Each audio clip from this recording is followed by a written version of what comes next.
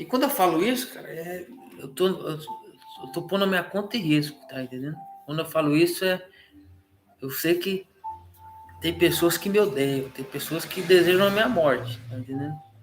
Isso daí é fato, eu sei disso daí. Mas quanto mais eu conheço a morte, menos eu temo a ela, porque se o Senhor Jesus veio para que a gente tivesse vida e vida em abundância, logo não existe a morte. Se ele falou que se o grão, né, a semente não morrer, né, fica ele só e não dá fruto, né? Mas se morrer, dá muito fruto. Então, o morrer é lucro, viver é Cristo.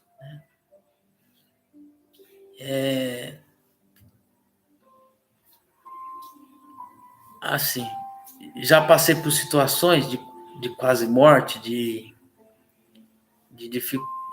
difícil situação, né? Falar que, falando como o homem, né? A gente tem medo, sim. Tem medo, vamos dizer. A gente se assusta, vamos dizer. Se eu tiver tendo um tiroteio aqui, eu não vou entrar lá no meio, não sou maluco, né?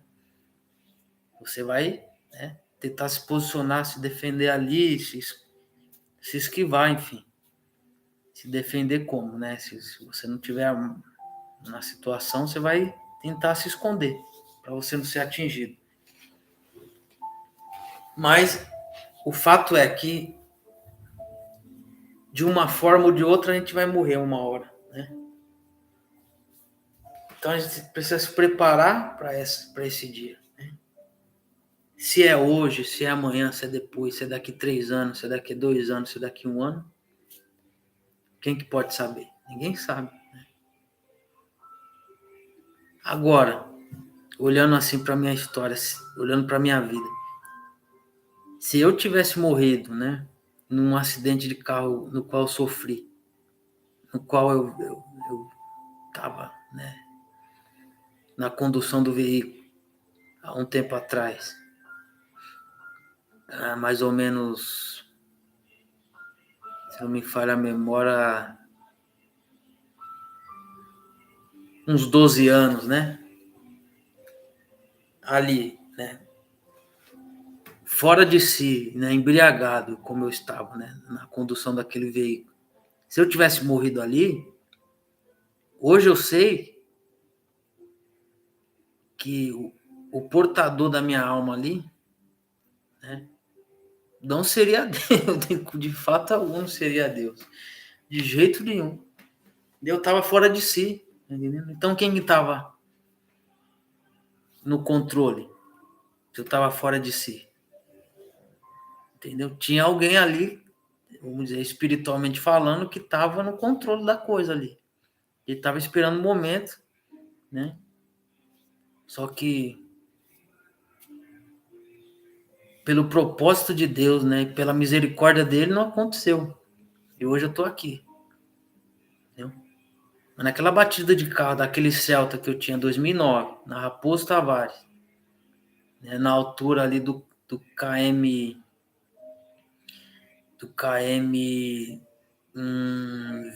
21 ali, no KM 20, né, antes da entrada ali, um pouco do Rodoanel. Se eu tivesse ido embora, ali o portador da minha alma tinha me levado, a qual não seria os anjos de Deus, eu tenho certeza que não, porque eu estava fora de si, né? Eu fui entrar em si depois do susto que eu tomei, né? Do carro ter rodopiado, enfim, na rodovia. E algumas horas depois, o efeito do álcool, da droga, passou e eu entrei em si novamente. E aí, no outro dia, eu fui parar para ver a magnitude da dificuldade, né? Do perigo, né? Que a minha vida estava ali. Então, o portador da minha alma ali não seria Deus de jeito algum. Entendeu? Se eu tivesse morrido naquela batida de carro embriagado, drogado, com certeza já tinha um ali na minha cola ali que não era Deus. Entendeu? Então, mas aí um tempo se passou, esse tempo se passou e eu fui aprendendo sobre o que é o Evangelho de Jesus, a vida que ele veio trazer para as pessoas, a libertação. E aí eu fui entender que eu estava sob influência de um espírito que não era de Deus ali, né? Com certeza não. Um carro a mais de 100 por hora, bêbado, drogado, né? Com outras pessoas dentro do carro também bêbado, drogado. Certeza que não tinha a influência de Deus ali, né? Com certeza que não. E o perigo de quase morte da minha vida ali, que se eu tivesse ido naquela ali ocasião, Deus não estaria comigo de jeito nenhum. Então, retomando aqui, ó, em Marcos 13, fala que esses dias que a gente está vivenciando hoje seriam os dias de muita aflição, né? Quando a gente para pensar num homem assassinando crianças, né? De forma brutal, a gente não pode imaginar outra coisa.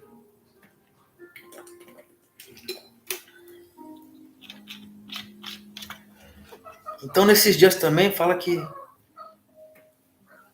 por se levantarem falsos profetas, né? E farão sinais e prodígios, né? Para enganarem, se for possível, até os escolhidos, né? Mas vós, vede, eis que de antemão vos tenho dito tudo. Ora, naqueles dias, depois daquela aflição, o sol se escurecerá e a lua não dará mais a sua luz. E as estrelas cairão do céu e as forças que estão no céu serão abaladas. E então verão vir o Filho do Homem nas nuvens com grande poder e glória.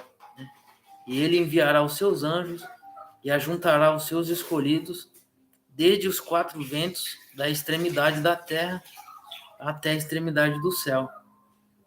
Aprendei, pois, a parábola da figueira, né? Quando já o seu ramo se torna tenro e brota folhas, bem sabeis que está próximo ao verão. Está próximo o verão. Assim também, vós, quando virdes suceder estas coisas, sabei que está perto as portas. Na verdade vos digo, não passará esta geração sem que todas essas coisas aconteçam. Passará o céu e a terra, mas minhas palavras não passarão. O Senhor Jesus declara fortemente a autoridade divina de suas palavras. O ser humano fala um incontável número de palavras por dia, resultado do seu estado de espírito, mas são passageiras e oscilantes. Por isso, há um infinito contraste entre a palavra de Deus e a nossa. Tudo aquilo que Todo-Poderoso diz, inclusive por intermédio do seu Filho Jesus, é perpétuo e infalível. Por mais que as mentes incrédulas lutem para fazer as pessoas desacreditarem das Escrituras, elas jamais deixarão de se cumprir. Por mais que os céus e a terra pareçam inabaláveis, eles vão passar, porém o ser humano pode ter a garantia de que haverá vida eterna para os fiéis e a condenação para os infiéis.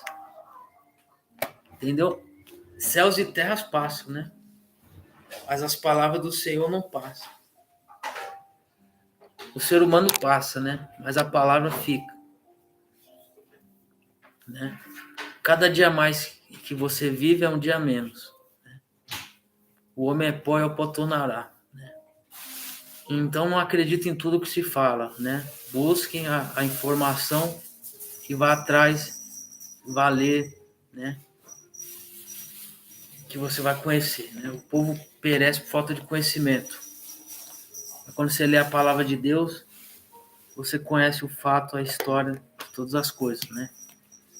Tirando a maquiagem do que os religiosos fizeram, mas isso é um assunto para uma outra pauta aí. Pessoal, que Deus abençoe e tenha uma ótima noite aí.